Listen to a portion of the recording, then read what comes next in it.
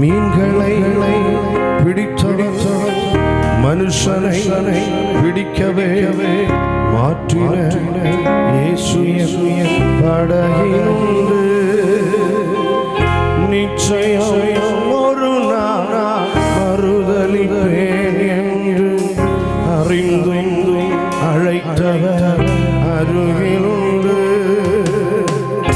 நான் வீசும் அலைகளெல்லாம் வெறுமையாய் வந்தாலும் என்னோடு அவர் இருக்க குறையே.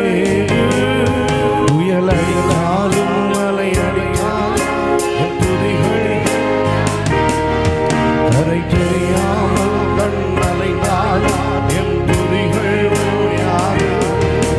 என் நம்பிக்கை அவமானாலும் என் துதிகள் ஓயாது. கையிட தெரியாதவரை விட்டு ஓட முடியாது.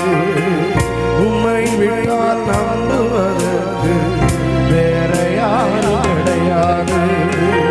கைவிட தெரியாதவரை விட்டு ஓட முடியாது.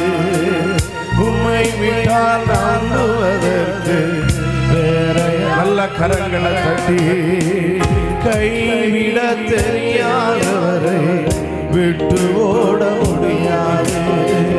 உம்மை விட்டால் நம்புவதற்கு வேற யாரும் கிடையாது. கைவிட தெரியாதவரை விட்டு ஓட முடியாது. உம்மை விட்டால் நம்புவதற்கு வேற யாரும் கிடையாது. புயலடித்தாலும் அலை அடித்தாலும் என் துதிகள் ஓயாது. கரை தெரியாமல் கண் அலைந்தால் என் துதிகள் ஓயாது. என் நம்பிக்கை அவமானால் என் துதிகள் ஓயாது. கைவிட தெரியாதவரை விட்டு ஓட முடியாது. உம்மை விட்டால் நம்புவதற்கு வேற யாரும் கிடையாது. கைவிட தெரியாதவரை விட்டு ஓட உம்மை விட்டால் நம்புவதற்கு வேற யாரும் கிடையாது. கடலிலே மிதந்திடும் படகை நான் நம்பல. கடல் மீது நடப்பவரை நம்பி வந்தே.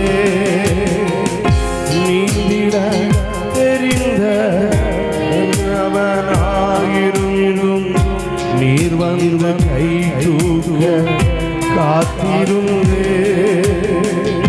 நான் மூழ்கும் செய்திய ஊர் பேச விடமாட்டி அழைத்தவர் கைவிடல் பேச வைத்தீ.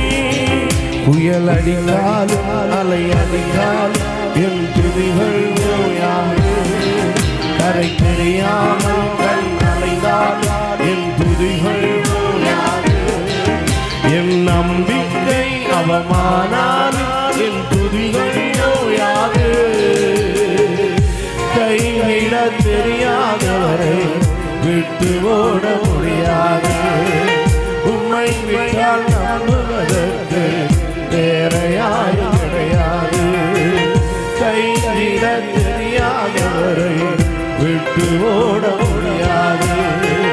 உம்மை விட்டால் நம்புவதற்கு எனக்கு யாரும் கிடையாது. கரங்களை கட்டி ஆண்டவரை மகிமைப்படுத்தி ஹல்லேலூயா ஹல்லேலூயா.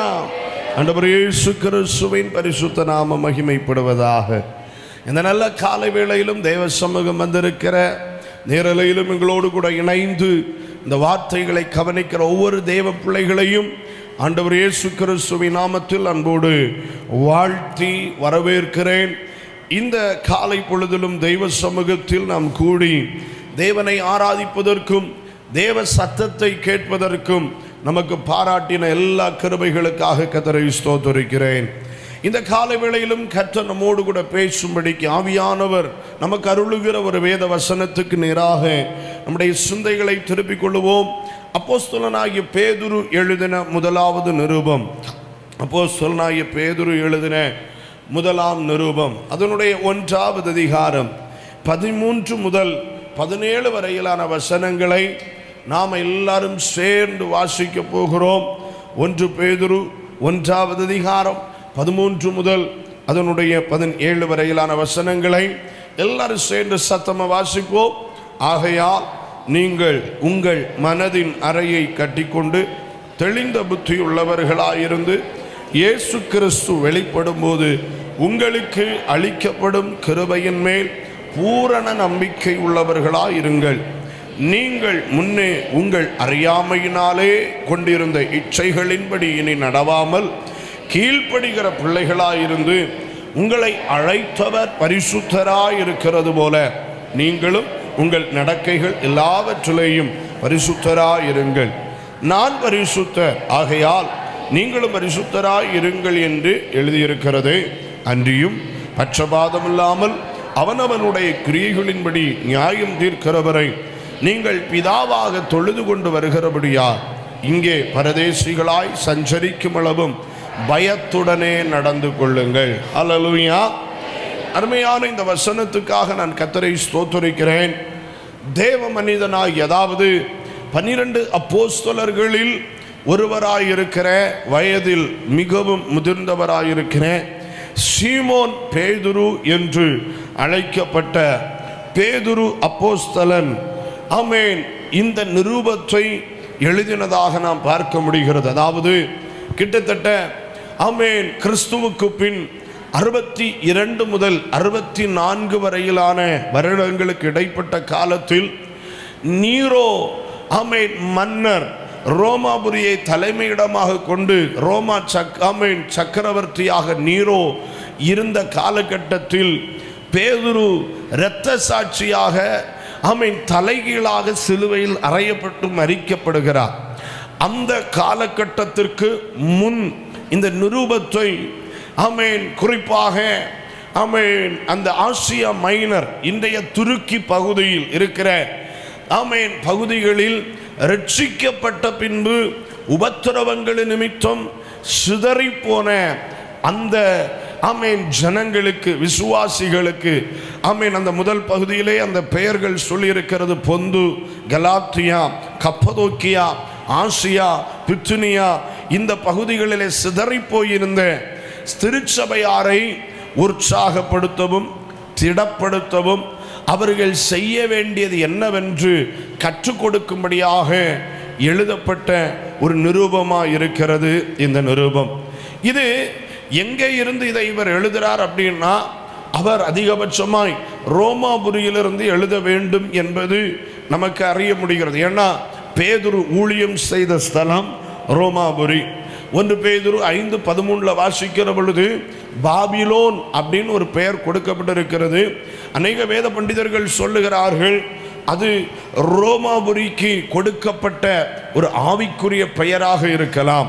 எப்படியோ இந்த நிருபத்தை ஆமென் சபையார் ரட்சிக்கப்பட்ட தெய்வ பிள்ளைகள் திடப்பட வேண்டும் என்று அவர்கள் உற்சாகமடைய வேண்டும் என்று அவர்கள் பெற்றுக்கொண்ட ஜீவனுள்ள நம்பிக்கையை பற்றி பிடிக்க வேண்டும் என்று சொல்லி தங்களுக்கு பரிச்சயம் இல்லாத வெளி தேசங்களில் அந்நியர்களாய் பார்க்கிறவர்கள் எப்படி தேவனை ஆராதிக்க வேண்டும், பாடுகளின் மத்தியில் எப்படி இருக்க வேண்டும் என்பதை உணர்த்தும்படிக்கு எழுதப்பட்ட ஒரு வேத பகுதியாக இருக்கிறது இந்த 1 பேதுரு எழுதின முதலாவது நிருபம். இங்கே ஆமென் நல்லா கவனிங்க. நம்ம வாசிக்க கேட்ட வசனங்கள் அந்த 1வது அதிகாரம் 13 முதல் 17 வரையிலான வசனங்கள் என்று நாம் பார்க்க முடிகிறது. இங்கே வசனம் சொல்லி தருகிறது ஆகையால் அப்படின்னு தொடங்குது. இந்த வார்த்தை எப்படி தொடங்குது? ஆகையால். ஆகையால் அப்படின்னா மேலே சொல்லப்பட்டிருக்கிறவைகளை நம்ம கொஞ்சம் கவனிச்சு பார்க்கணும். ஒன்று பேதுரு சொல்லுகிறார் நமக்கு வாடாத அழியாத மாசற்ற சுதந்திரம் பரலோகத்தில் வைக்கப்பட்டிருக்கிறது. ஆமென். அது வைக்கப்பட்டிருந்தாலும் சில காலம் நாம துன்பங்கள் பாடுகள் அனுபவிக்க வேண்டிய அவசியம் இருக்கிறது. அதனுடைய அவசியம் என்ன அப்படின்னா உங்கள் விசுவாசம் சோதிக்கப்பட்ட பின்பு ஆமென் நீங்கள் அதற்குரிய கன மகிமையை பெற முடியும். கரங்களை உயர்த்தி சத்தமா ஒரு அல்லேலூயா சொல்லுங்க.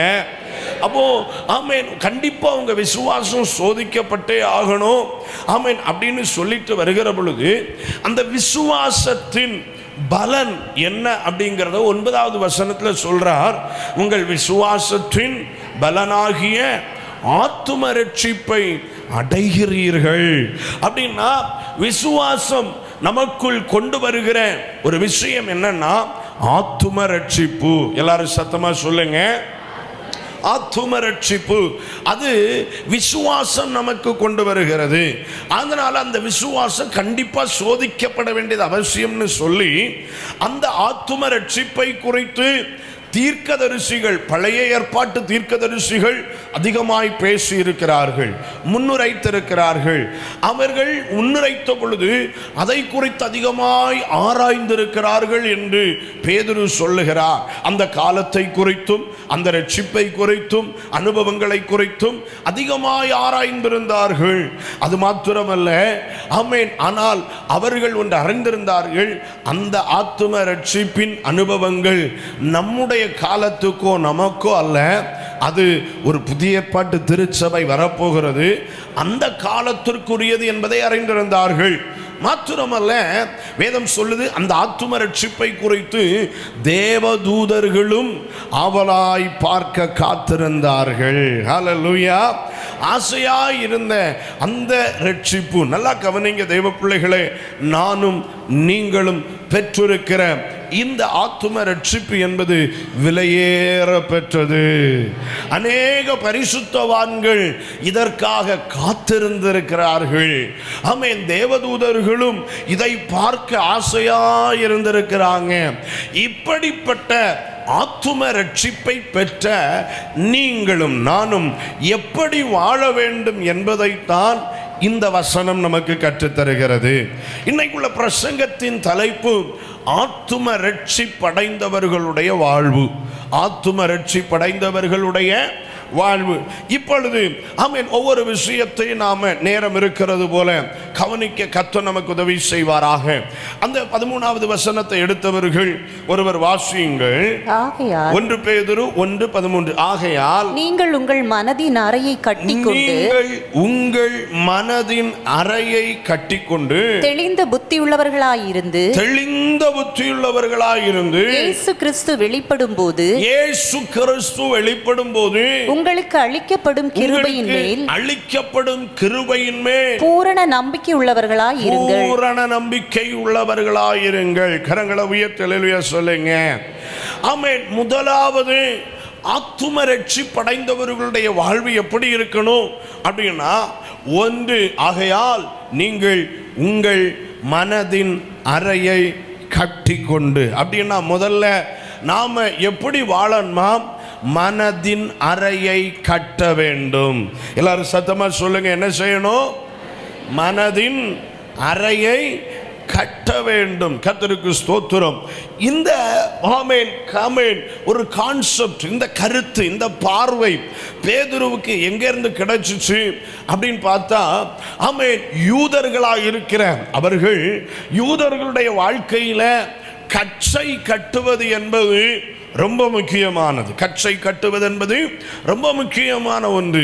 யூதர்கள் பொதுவாக நீங்கள் பல வீடியோக்களில் பார்த்திருக்கலாம், போட்டோஸில் பார்த்திருக்கலாம். யூதர்கள் நீளமான வஸ்திரத்தை தரிச்சிருப்பாங்க, நீளமான அங்கி.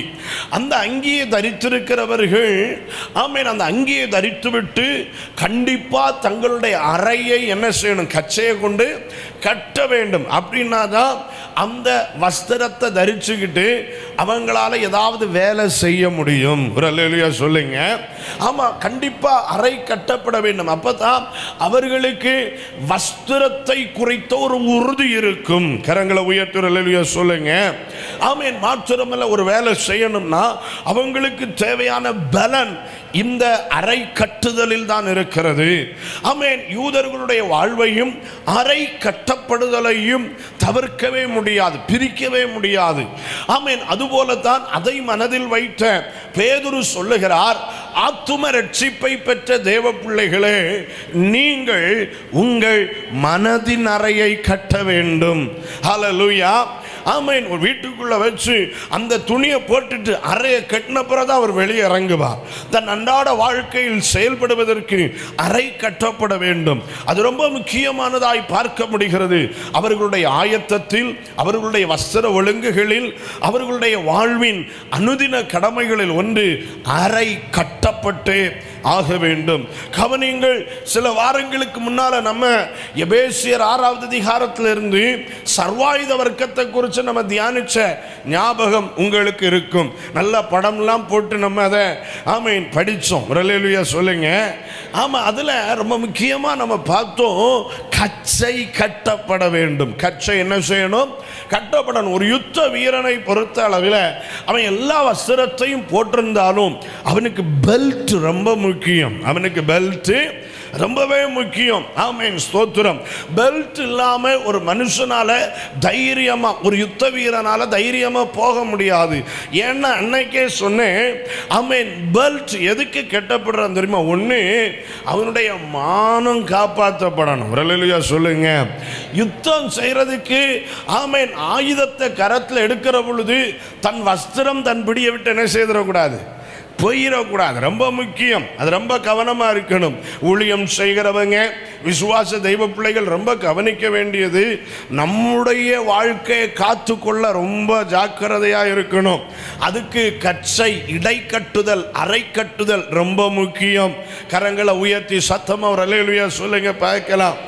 ஆமென். பெல்ட்டை மறந்து போயிட்டா ஒருவேளை யுத்த களத்துல தன் வஸ்திரத்தை பாதுகாக்கதா இல்ல யுத்தம் பண்றதா, கன்ஃபியூஷன், குழப்பம் நிறைய வர வாய்ப்புகள் இருக்கிறது. அதனால கச்சை ரொம்பவே முக்கியம். அதான் இங்க சொல்லி இருக்குது, மனதின் அறையை என்ன செய்யுங்க, கட்டி கொள்ளுங்கள். கட்டி கொண்டு அப்படின்னு வசனம் சொல்லுது.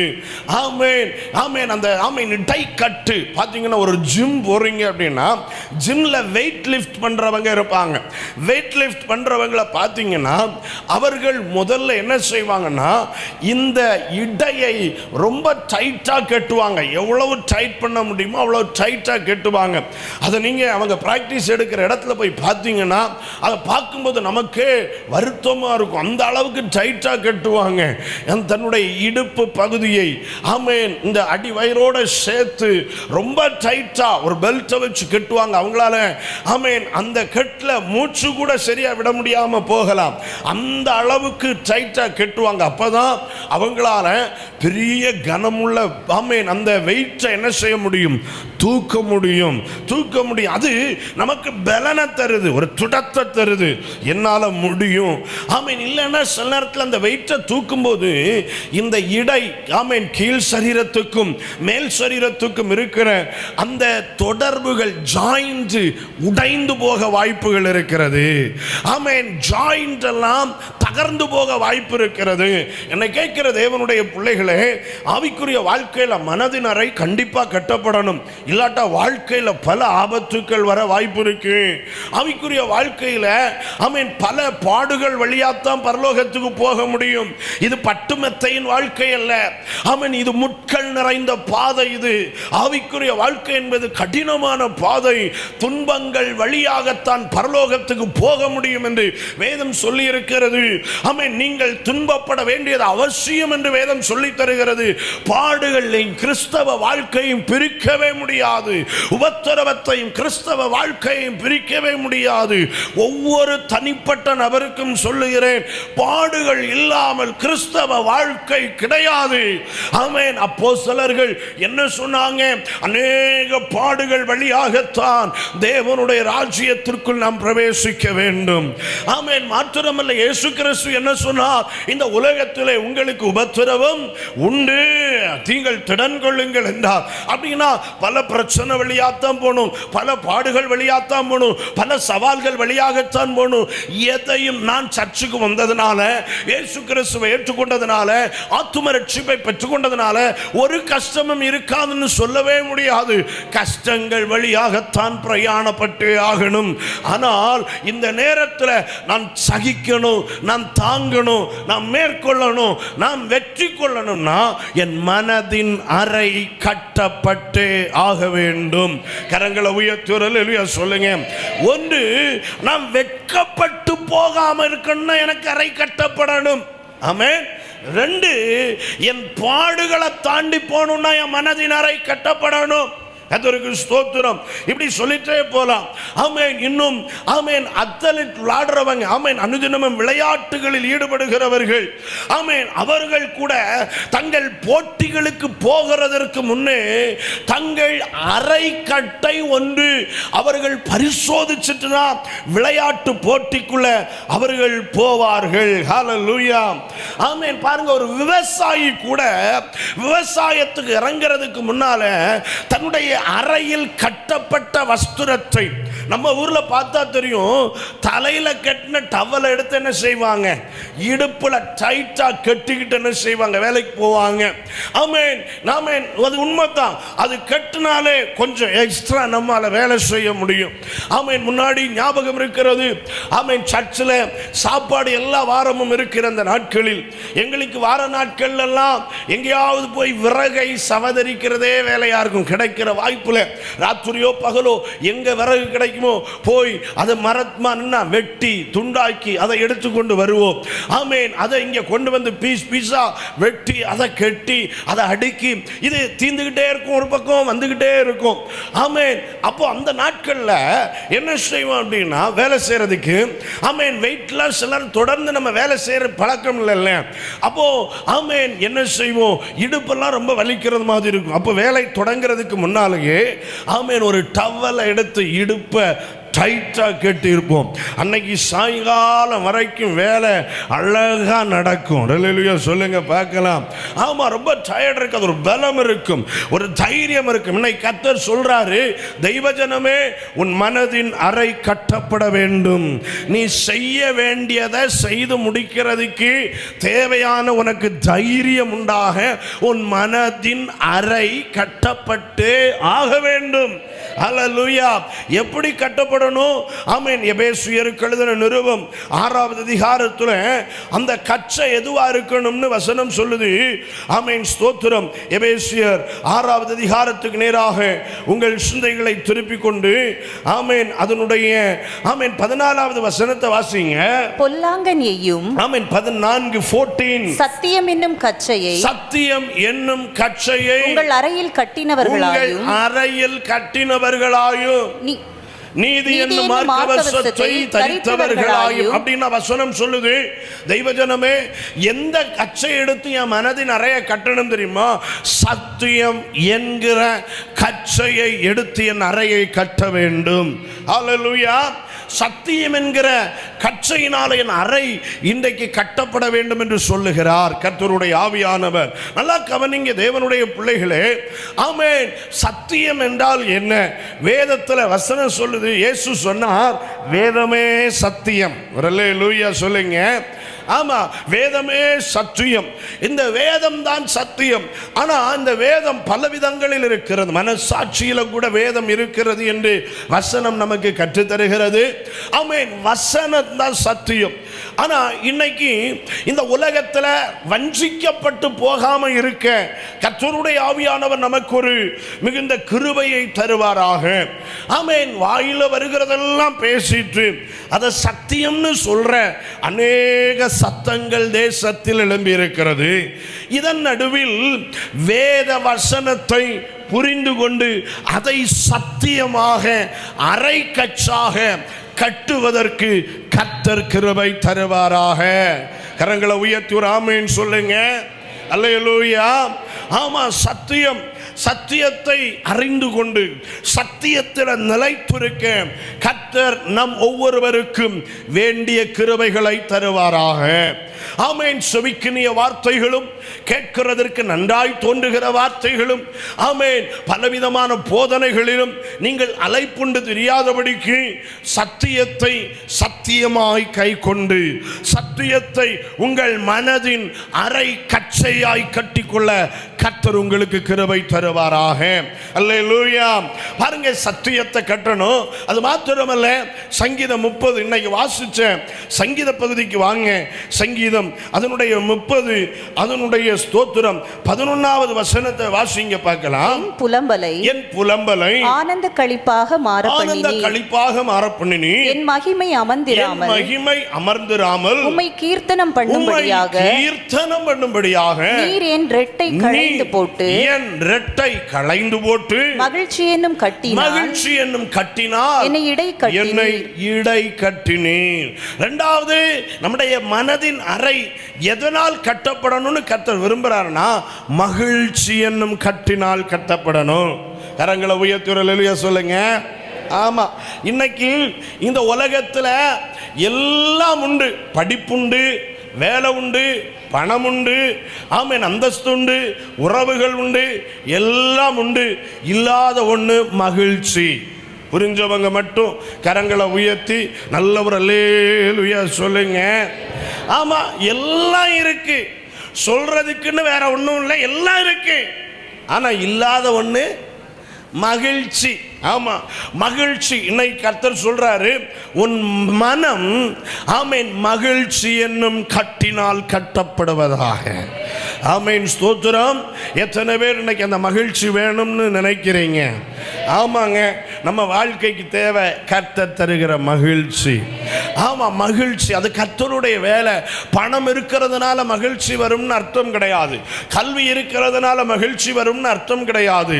படிப்பு இருக்கிறதுனால மகிழ்ச்சி வரும்னு அர்த்தம் கிடையாது. நல்ல குடும்ப உறவுகள் இருக்கிறதுனால மகிழ்ச்சி வரும்னு அர்த்தம் கிடையாது. இந்த உலகத்தில் இருக்க வேண்டிய எது இருந்தாலும் மகிழ்ச்சி வராது. ஆமென், தர வேண்டியவர் தந்தா தான் மகிழ்ச்சி வரும். இன்றைக்கு அந்த மகிழ்ச்சியினால நம்முடைய மனதின் அறையை கட்டிக்கொள்ள கர்த்தர் உதவி செய்வாராக. ஆமென். நிறைய பேருக்கு வாழ்க்கையில மகிழ்ச்சியே கிடையாது. துக்கம் துக்கம் துக்கம், எப்ப பார்த்தாலும் கவலை கவலை கவலை, இருதயங்களை ஆழ்த்துகிற கவலைகள். ஆமென். கர்த்தர் எவ்வளவோ நன்மைகளை செய்திருந்தாலும் அதன் நடுவில் ஏதோ ஒரு மகிழ்ச்சி குறைவு வாழ்க்கையில காணப்படுகிறது. அதனால எலும்புகள் கூட பாதிக்கப்படுறதா கர்த்தர் சொல்றாரு. ஆமென். மகிழ்ச்சி குறைவினால, ஆமென், எலும்புகள், ஆமென், தண்டுவடங்கள்லாம் பாதிக்கப்படுகிறது. மகிழ்ச்சி குறைவினால மனுஷன் பல வேதனைக்குட்படுகிறான். அநேக குடும்பங்களின் பிரச்சனை, நாமின் சரீர பலவீனங்களின் பிரச்சனை, மகிழ்ச்சி குறைவு. இன்றைக்கு கர்த்தர் சொல்லுகிறார், நான் மகிழ பண்ணுவேன், மகிழ்ச்சியை பெருக பண்ணுவேன் என்று கர்த்தர் வாக்கு பண்ணுகிறார். இன்றைக்கு நம்முடைய மனதின் அறை கட்டப்பட வேண்டியது மகிழ்ச்சி என்னும் கட்டினார். எத்தனை பேர் கர்த்தரை ஸ்தோத்திரிக்கிறீங்க? மகிழ்ச்சி என்னும் கட்டினால் கட்டப்பட வேண்டும். உனக்கு சாப்பிட ஒண்ணும் இல்லாட்டாலும் உனக்குள்ள இருக்க வேண்டியது மகிழ்ச்சி இருக்கணும். நான் இப்படி சொல்றேன், ஆத்தும ரட்சிப்பை பெற்ற தேவ பிள்ளையினுடைய வாழ்க்கையிலிருந்து விலகக்கூடாத ஒண்ணு உண்டுன்னா அது மகிழ்ச்சி. மன மகிழ்ச்சி நல்ல ஔஷதம். மன மகிழ்ச்சி நல்ல ஔஷதம். உன் பிரச்சனைக்கு, உன் பலவீனத்துக்கு, உன் வியாதிக்கு நல்ல மருந்து மனமகிழ்ச்சி. மனமகிழ்ச்சி, மனமகிழ்ச்சி. ரட்சிக்கப்பட்ட தெய்வ பிள்ளையினுடைய முகத்தில் தெரிய வேண்டியது மகிழ்ச்சி. ரட்சிக்கப்பட்ட தேவ பிள்ளையினுடைய வாழ்க்கையில் யாரும் தொந்தரவு செய்ய முடியாத ஒன்று இருக்குன்னா அதுக்கு பேரு மகிழ்ச்சி. ஆமென். நான் சொல்லட்டும், அனுபவித்தேன், நான் உங்ககிட்ட சொல்றேன். ஆமென். எத்தனை பிரச்சனை இருந்தாலும், எத்தனை வேலை சுமைகள் இருந்தாலும், எத்தனை எதிர்ப்புகள் இருந்தாலும், எத்தனை அவமானங்கள் இருந்தாலும், எவ்வளவு நெருக்கங்கள் நமக்கு இருந்தாலும், அதன் நடுவில் ஆமென் ஒரு தேவ பிள்ளைக்கு இருக்க வேண்டிய ஒன்று மகிழ்ச்சி. ஆமென். ஆமென். உன்னை சுற்றி வருகிற பிரச்சனை உன் மகிழ்ச்சியை கெடுத்து போட அதுக்கு அனுமதி கிடையாது, அனுமதி கிடையாது. நீ ரட்சிக்கப்பட்ட தெய்வ பிள்ளை என்ன, உன் ஆத்துமா ரட்சிக்கப்பட்டிருக்குன்னா, ரட்சிப்பை நீ சுதந்தரிச்சிருக்கிறேன்னா, இன்னைக்கு கர்த்தர் சொல்றாரு, உன் மனதை ஃபர்ஸ்ட் மகிழ்ச்சி என்னும் கட்டினால் கட்ட வேண்டும். மனதின் அறைய கட்டு. சோர்ந்து போகாத, தளர்ந்து போகாத, பாடுகளை பார்த்து துவண்டு போகாத, பாடுகளை பார்த்து ஆமென் வேண்டாம்னு நீ நினைக்காத, ஆமென் பிரச்சனைகளை பார்த்து எல்லாம் போதும்னு சொல்லாத. இன்னைக்கு உனக்குள்ள கர்த்தர் தருகிற வார்த்தை, உன் மனதின் அறையை மகிழ்ச்சி என்னும் கட்டினால் கட்டிக்கொள்வாயாக. ஹல்லேலூயா. ஆமா, அதுதான் உன் வாழ்க்கைக்கே பலன். கர்த்தருக்குள் மகிழ்ச்சியா இருப்பதே நமது பலன். ஆமென் சொல்லுங்க. பக்கத்துல கை கொடுத்து சொல்லுங்க, என் பலனே என் மகிழ்ச்சி தான். ஹல்லேலூயா. ஆமா, நமக்குள்ள இருக்க வேண்டியது மகிழ்ச்சி. ஆமாங்க, இன்னைக்கு சின்ன பிள்ளைகளை பார்த்தாலே துக்கமா இருக்கு. சந்தோஷமா இருக்க வேண்டிய வயசுல அதிக ஆமென் மூஞ்சியை தொங்க விட்டுட்டு இருக்கிறத பார்த்தா வர்ற வழியில ஏதோ ஒரு குழவி கூட்டுக்குள்ள முகத்தை விட்டுட்டு வந்தது மாதிரியே இருக்கும். பார்த்தீங்கன்னா ஆமென் சிரிக்கவே தெரியாது. உண்மையிலே சொல்றேன், இன்னைக்கு இருக்கிற பிரச்சனை என்கிட்ட ஆமென் என் கூட ஊழியத்துக்கு வர்ற ஒரு நபர் என்கிட்ட இப்படி கேட்டார், ஆமென் பெந்தேகோஸ்தே சபையில் உள்ளவங்களுக்கு ஆமென் சிரிக்க தெரியாதா பாஸ்டர் அப்படின்னு. ஏன்னா என்ன சொன்னாலும் அவங்களுக்கு சந்தோஷமே வராது. இது என்ன தெரியுமா, அடம்பிடிவாதம். எதுக்கு தெரியுமா, இந்த பிரச்சனையை விட்டு நான் வெளியே வர மாட்டேன், இந்த துக்கத்தை விட்டு வெளியே வர மாட்டேன், இந்த பிரச்சனை இந்த சூழ்நிலையை விட்டு நான் வெளியே வர மாட்டேன். கர்த்தர் மறக்க பண்ணாலும் மறக்கவே மாட்டாங்க. அல்லேலூயா.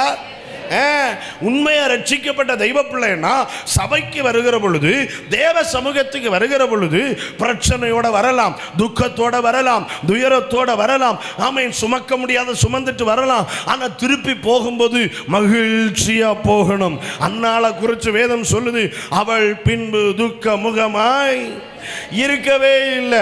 பொய்யும் ஒரு வார்த்தை கேட்ட அன்னாளுக்கு அவன் துக்க முகம்லாம் போயிடுச்சு. நமக்கு 1000 வார்த்தை கேட்டாலும் என்ன போகல, துக்க முகம் இன்னும் என்ன செய்யல. அப்படின்னா ரட்சிப்ப கொஞ்சம் பரிசோதிச்சுப்பா. ஆமென். அப்படின்னா ரட்சிப்ப என்ன செய்யணுமா, பரிசோதிச்சு பார்க்கணும். ரட்சிக்கப்பட்டவர்களுடைய வாழ்க்கையில இருக்க வேண்டியது மகிழ்ச்சி. உலகம் கொடுக்க கூடாததும் உலகம் எடுக்க கூடாததுமான மகிழ்ச்சி, சமாதானத்தை தான் கர்த்தர் தந்திருக்கிறார். அப்ப எப்படி உலகம் அதை எடுக்க முடியும்? அவங்களால நான் துக்கப்பட்டு, இவங்களால எவன் துக்கப்படுத்தட்டும், உனக்குள் இருக்கிறவர் பெரியவர் அல்லவா?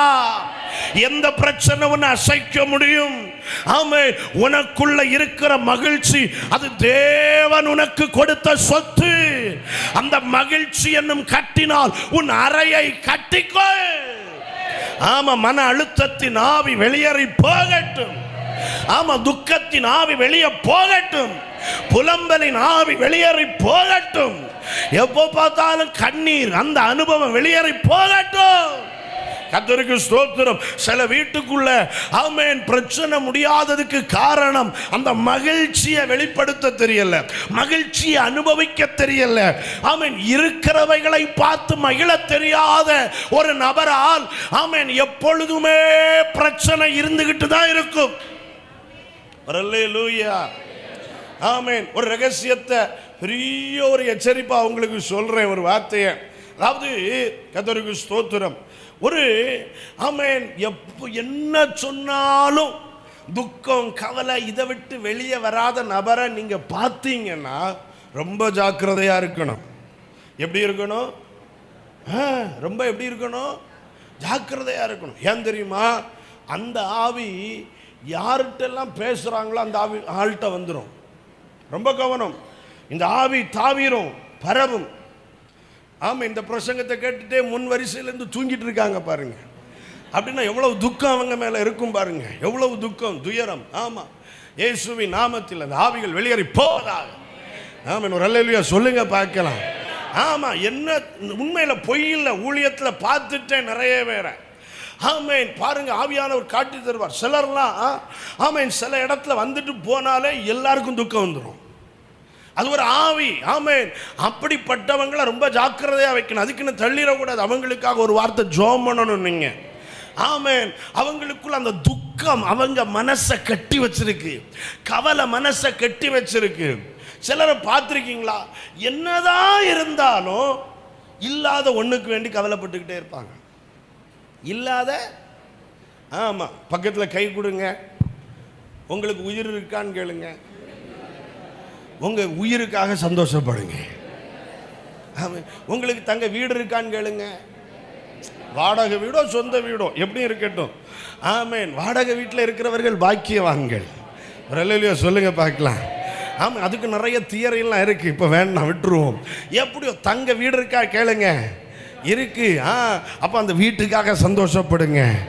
ஆமேன். நல்லா காமேன் கேளுங்க. 3 நேரம் சாப்பிட்றீங்களான்னு கேளுங்க, 5 நேரம் சாப்பிட்றாங்களா, அந்த சாப்பாட்டுக்காக சந்தோஷப்படுங்க. சிலர் சொல்கிறாங்க சாப்பிட்றதுக்கு நேரமே இல்லை எங்களுக்கு. ஏன்? எப்பவுமே வாய் அசைஞ்சுக்கிட்டே இருக்குது, இதை தவிர வேற வேலையே இல்லை, அதுக்காக சந்தோஷப்படுங்க. ஆமாம் கேளுங்க. நல்லா மகிழ்ச்சியா வைக்கக்கூடிய சபை இருக்கான்னு கேளுங்க அவங்களுக்கு. ஆமா இருக்குன்னு அதுக்காக சந்தோஷப்படுங்க. உங்க பாவம் மன்னிக்கப்பட்டுச்சான்னு கேளுங்க, சொல்லுங்க, அதுக்கு வேண்டி சந்தோஷப்படுங்க. ஆமா உங்களுக்கு நித்திய ஜீவன் இருக்கா, இருக்கு, அதுக்காக சந்தோஷப்படுங்க. ஆமீன். உங்களுக்கு நல்ல கை கால் பேசுற பாமீன் பழக்கம், நல்ல கண்ணு காது எல்லாம் இருக்கு, அடுத்த வீட்டில் பேசுறத கூட கேட்க காது இருக்குன்னா அதுக்கு சந்தோஷப்பட சொல்லுங்க. எத்தனையோ பேர் வந்து காது கேட்கல காது கேட்கலன்னு சொல்லும்போது உங்களுக்கெல்லாம் அடுத்த ஆள் ரகசியம் பேசுறதே காதுல கேட்கணும்னா அதுக்காக சந்தோஷப்படாண்டாமா? ஹலோ, அதுக்காக என்ன செய்யணும்? அதெல்லாம் ஆமீன் இன்னும் கிருபை பெற்றவர்கள், அதுக்காக சந்தோஷப்பட்டு தான் ஆகணும். சந்தோஷப்பட 1000 இருந்தும், மகிழ்ச்சியா இருக்க 1000 இருந்தும், இல்லாத ஒண்ணுக்காக நீ ஏன் கலங்கிட்டு இருக்கிற? கர்த்தர் சொல்லுகிறார், உன் மனதின் அறையை கட்டிக்கொள். மகிழ்ச்சி என்னும் கட்டினால் கட்டு. நம்ம வீடு பரலோகம் மாதிரி இருக்கும், நம்ம குடும்பம் பரலோகம் மாதிரி இருக்கும், நம்ம இந்த உலகத்தில் உள்ள வாழ்க்கை ரொம்ப ஆசீர்வாதமா இருக்கும். ரோட்லோட போகும்போது மூஞ்சிய தொங்க விட்டுட்டு போகக்கூடாது. ஆத்தும ரட்சிப்பை பெற்றவன் மகிழ்ச்சியா நடக்கிறது தேசம் பார்க்கணும், சத்துரு பார்க்கணும், பிசாசு பார்த்து வெக்கப்படணும். பிசாசுக்கு எப்ப தெரியுமா சந்தோஷம்? நீ மூஞ்சிய தொங்க போட்டுட்டே நடந்தேன்னா, கவலையோட நடக்கிறேனா, துக்கத்தோட நடக்கிறேனா, அவன் ரொம்ப டான்ஸ் ஆடிக்கிட்டே இருப்பான். ஆனா நீ எப்ப டான்ஸ் ஆடுறியோ, நீ எப்ப மகிழ்ச்சியா இருக்கிறியோ, அப்ப சாத்தான் வெக்கப்பட்டு தலகுனிஞ்சு தலகுனிஞ்சு தலகுனிஞ்சு யோபுவை எப்படியாவது துக்கப்படுத்தலாம்னு பார்த்தான். ஆனா யோபு சொல்லுகிறார், கர்த்தர் தந்தார், கர்த்தர் எடுத்தார், கர்த்தருக்கே ஸ்தோத்திரம். ஆமென். என் மீட்பர் உயிரோட இருக்கிறார், அவர்கிட்ட நன்மை மட்டுமில்ல தீமையும் பெறணும். அவர் என்ன கொண்டு போட்டாலும் நம்பிக்கையா இருப்பேன். இப்படி சொல்ல சொல்ல சொல்ல சொல்ல ஆமென் சாத்தான் எல்லையை விட்டு ஓடிவிட்டான், எல்லையை விட்டு ஓடிவிட்டான். இன்னைக்கு கர்த்தர் சொல்லுகிறார், சத்தியம் என்னும் கச்சையினால் உன் மனதின் அறையை கட்டு. 2, நீ கட்ட வேண்டியது மகிழ்ச்சி என்னும் கட்டினால் உன் அறையை கட்டு. ஹல்லேலூயா. உங்களுக்கு எதுவும் இல்லாட்டாலும் உங்கள்கிட்ட இருக்க வேண்டியது மகிழ்ச்சி. கரங்களை உயர்த்தி ஹல்லேலூயா சொல்லுங்க பார்க்கலாம். அது ஆமேன். பரக்குண்டு பக்கத்தில் என்னுடைய ஒரு நண்பர் இருக்கிறார். ஆமேன். அவருடைய ஊழியம் செய்கிறார். அவருடைய பெற்றோர் ஆமேன் தாயும் தகப்பனாரும் இன்னைக்கு அந்த அம்மா உயிரோட இல்லை. ஆமேன். அவர்களை குறித்து ஆமேன் இதை பார்க்கிறாரான்னு தெரியல. ஆமேன். அவர் எப்போவுமே பிரசங்கத்தை கேட்கிறவர், என்னுடைய பிரசங்கத்தை கேட்கிறவர். அப்போ அவங்களுக்கு அந்த தாயாருக்கு நிறைய டைம் நான் பிளட் டொனேட் பண்ணியிருக்கிறேன். ஆமேன். நல்ல ஒரு தொடர்பு அந்த குடும்பத்தோடு. அந்த குடும்பத்தை பற்றி நான் அறிஞ்சுக்கிட்ட ஒரு விஷயம், அநேக ஊழியர்கள் எனக்கு சொன்னது, அந்த ஊர்காரங்க எனக்கு சொன்ன விஷயம் என்னன்னா, இவங்க எந்த நிலைமையில் இருந்தாலும் கணவனும் மனைவியும் ரொம்ப சந்தோஷமா இருப்பாங்களாம். ஆமேன். சர்ச்சுக்கு போகும்போது 2 பேரும் நடந்து போவாங்களாம், கொஞ்சம் தூரம் நடந்து போவாங்களாம். எப்படி தெரியுமா நடந்து போவாங்களாம் 2 பேரும்? ஆமேன். சந்தோஷமா சிரிச்சு பேசிக்கிட்டு, ஒருத்தருக்கு கைக்குள்ள ஒருத்தர் கை கோத்துக்கிட்டு, அப்படியே பைபிளை நெஞ்சில் அணைச்சிக்கிட்டு தலை நிமிந்து ஆமேன் அப்படியே நடந்து வருவாங்களா. ரொம்ப வசதி உள்ளவங்க இல்லை, அவங்க வீட்டில் பயங்கர பிரச்சனை எனக்கு தெரியும். ஆமேன். பிரைவேட்டா ஆமேன் அவர்கள் வாழ்க்கையில் இருக்கிற நிறைய பிரச்சனை எனக்கு தெரியும். கண்ணீரில் தான் குடும்பம் இருக்கு. ஆனால் அவங்கள வெளியே பார்த்தா தலை நிமிர்ந்து சந்தோஷமா போவாங்க. ஆமா ஆமேன். அவர்கள் ஆராதிக்கிற சபையில் கன்வென்ஷனுக்கு நான் போயிருக்கிறேன். அந்த பாஸ்டர் சொன்னார், இவங்களை உங்களுக்கு தெரியும்? ஆமா தெரியும், எனக்கு முன்னாடியே தெரியும். அப்ப அவர் சொன்னார், ஆமேன், இவங்க வாழ்க்கையை இந்த தேசமே பார்க்குது. ஏன் தெரியுமா? ஆமேன். அவர் ஒரு சாதாரண டாக்ஸி டிரைவராக தான் இருந்தார். ஆனால் அவர் எப்போ பார்த்தாலும் எங்கே போனாலும் மனைவியை கூட்டிகிட்டு தான் போவாராம். ஆமேன். சபைக்கு வரும்போது ரெண்டு பேரும் கை கோர்த்து, ஆமேன், நெஞ்சில் பைபிளை அணைச்சு பிடிச்சிட்டு சந்தோஷமா வருவாங்களாம். கரங்களை உயர்த்தி சொல்லுங்க. ஆமேன். அந்த தாயார் மரிச்சு போனாங்க. அப்போ அந்த டைம்ல ஒரு மீட்டிங் அந்த சர்ச்சில் போயிருக்கும்போது அவர் வந்து பேசுறார். ஆமேன். மக்களே, ஆமேன், இனி என்ன செய்வேன்னு தெரியல. ஆமேன், ரொம்ப மகிழ்ச்சி. ஆமேன், எங்களுக்கு சாப்பிட ஒண்ணும் இல்லாட்டாலும் ஆமேன், நாங்க ரெண்டு பேரும் சேர்ந்து நடப்போம் சிரிச்சுக்கிட்டே. அதுதான் எங்க வாழ்க்கையின் பலனா இருந்துச்சு. இனி என்ன செய்வேன்னே தெரியல, என் உலகமே முடிஞ்சது மாதிரி இருக்கு. ஆனாலும் இப்போ அவர் நல்ல சந்தோஷமா மகிழ்ச்சியா கர்த்தரை ஆராதிக்கிறதை என்னால பார்க்க முடியுது. அவர் முகத்துல பார்க்கும்போது ஒரு மகிழ்ச்சி எப்பவுமே இருக்கும், சந்தோஷம் எப்பவுமே இருக்கும். நான் சொல்றேன், ஒரு தெய்வ பிள்ளை, ரட்சிக்கப்பட்ட தெய்வ பிள்ளையினுடைய வாழ்க்கையின் இடைக்கட்டா இருக்க வேண்டியது மகிழ்ச்சி. அந்த ஔஷதம், மனமகிழ்ச்சி என்கிற ஔஷதம் இன்றைக்கு குடும்பங்களின் மேல் வெளிப்படுவதாக என்று ஜெபிக்கிறேன். கரங்களை உயர்த்தி சத்தம் அவர்களே சொல்லுங்க. ஆமென். அந்த 1 பேதுரு அதனுடைய 1வது அதிகாரம் 13வது வசனம் அடுத்த ஒரு விஷயத்தை சொல்லுது. ஆத்தும ரட்சிப்படைந்தவர்கள் எப்படி இருக்கணும்? ஒன்று, மனதின் அறையை கட்டிக்கொள்ளணும். 2வது, தெளிந்த புத்தி உள்ளவர்களாக இருக்கணும். ஆமென். எப்படி இருக்கணும்? தெளிந்த புத்தி உள்ளவர்களாக இருக்கணும். தெளிந்த புத்தி. ஆமா, இன்னைக்கு ரட்சிக்கப்பட்ட தெய்வ பிள்ளைகளுக்கு இருக்க வேண்டிய ஒன்று தெளிந்த புத்தி. ஏன் தெரியுமா? வேதம் நமக்கு சொல்லி தருகிறது. தீமோத்தேயுவுக்கு அப்போஸ்தலனாகிய பவுல் நிருபம் எழுதுகிற பொழுது 2ஆம் நிருபம் 2 தீமோத்தேயு 1வது அதிகாரம் அதனுடைய 7வது வசனத்தை வாசிங்க. 2 தீமோத்தேயு 1:7. தேவன் நமக்கு பயமுள்ள ஆவியை கொடாமல் பலமும் அன்பும் தெளிந்த புத்தியுள்ள ஆவியையே கொடுத்திருக்கிறார். ரட்சிப்படைந்த தெய்வ பிள்ளையே, ஆத்தும ரட்சிப்பை பெற்ற தேவஜனமே, கர்த்தர் சொல்லுகிறார், நீ பெற்ற ஆவி துக்கத்தின் ஆவி அல்ல, அது தெளிந்த புத்தியின் ஆவி. கலகத்தின் ஆவி அல்ல, தெளிந்த புத்தியின் ஆவி. ஹல்லேலூயா. ஆமென். தெளிந்த புத்தி என்கிறதற்கு இந்த இடத்துல கொடுக்கப்பட்ட வார்த்தையினுடைய அர்த்தம் என்ன அப்படின்னு பார்த்தீங்கன்னா, ஒரு இடுக்கமான சாலையில் நள்ளிரவில் ஒரு வாகன ஓட்டி தன் வாகனத்தை ஓட்டிக்கிட்டே இருக்கிறார், ஓட்டிக்கொண்டே போகிறார். ஆமென். அப்போ இவர் ஆமென், இவர் நல்ல ஆமென், ஏதாவது என்ன சொல்ல, அவர் கொஞ்சம் தூக்க கறக்கத்தில் வர்றாருன்னு வச்சுக்கோங்க. எந்த மனுஷனுக்கும் வாகனம் ஓட்டும் போது ஆமென் குறிப்பிட்ட நேரங்களில் தூக்கம் வர்றதுக்கான வாய்ப்புகள் இருக்கு. அதனால தான் சொல்லுவாங்க, நெடுதூர பயணம் செய்யும் போது 1 மணி நேரம் இல்லாட்டா 2 மணி நேரத்துக்கு ஒருக்கா வாகனத்திலிருந்து என்ன செய்யணும்? இறங்கி ஏறணும் அப்படிம்பாங்க. தூக்க கறக்கம் வர வாய்ப்பு இருக்கு. ஆமென். 5 மணி நேரம் 8 மணி நேரம் போனா சில நேரம் ஒரு கலக்கம் வரும். அது குறிப்பிட்ட காலநிலைகள் இருக்கு, அதுலலாம் வரும். ராத்திரி 12 மணிக்கு 10 மணி தாண்டினா சிலருக்கு ஒரு தூக்கம் வரும். எனக்கு ஒரு டிரைவரை தெரியும், அவர் வண்டி ஓட்டிக்கிட்டே இருப்பார். ஆனா 10 மணி அவர் காமென் வாட்சில் அப்படி பீப் அடிக்கும். பீப் அடிச்சா அவரால் வண்டி ஓட்ட முடியாது. ஆனால் நான் செக் பண்ணியிருக்கேன், அந்த பீப்பை எடுத்து மாற்றிட்டா வண்டி ஓட்டுவார். அந்த 10 மணி பீப் அடிச்சுட்டா வண்டியை ஒதுக்கிட்டு தூங்கிடுவார். அதுக்கப்புறம் தண்ணியை கோரி ஊற்றினாலும் என்ன செய்ய மாட்டான்? எழும்பவே மாட்டான்.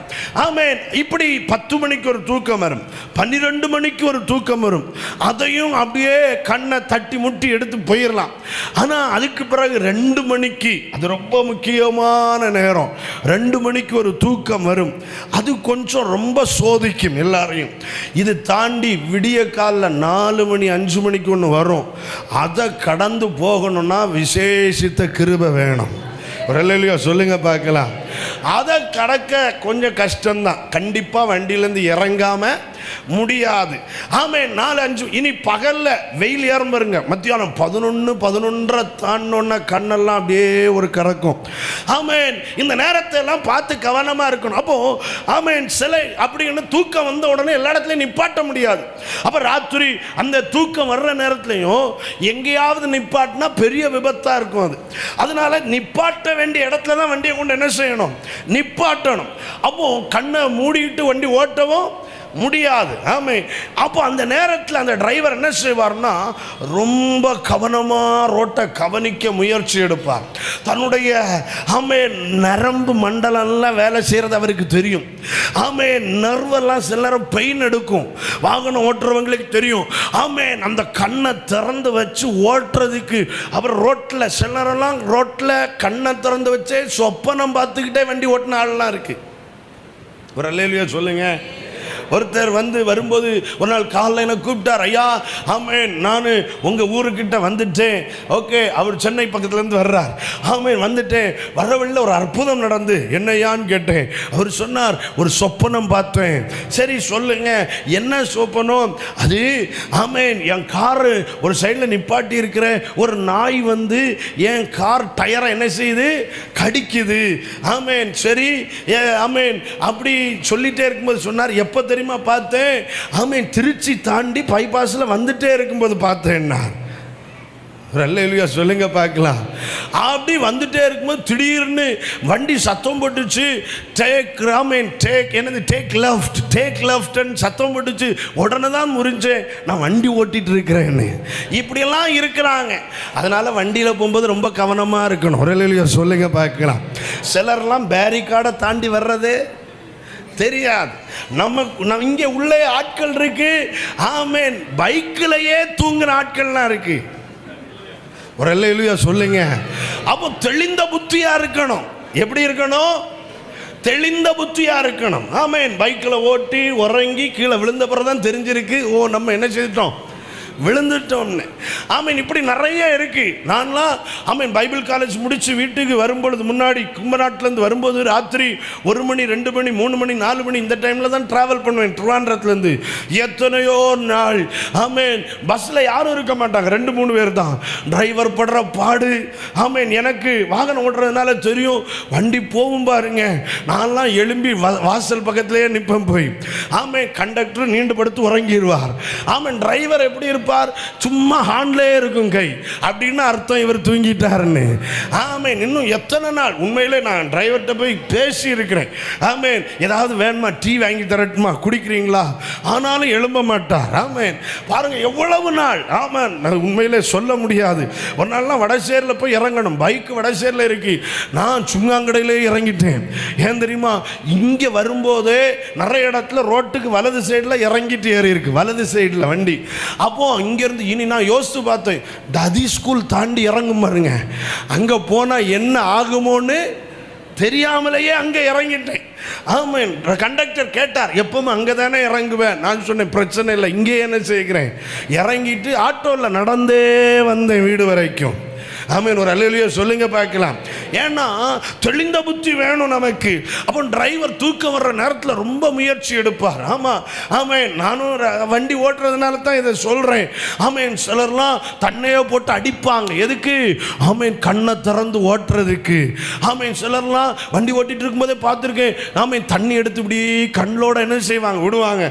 சிலர்லாம் பச்சை மிளகாய் எடுத்து கண்ணில் தேய்ச்சிக்கிடுவாங்க. எதுக்கு தெரியுமா? தெளிந்த புத்தியா கண்ணை திறந்து ஓட்டி ஆகணும்.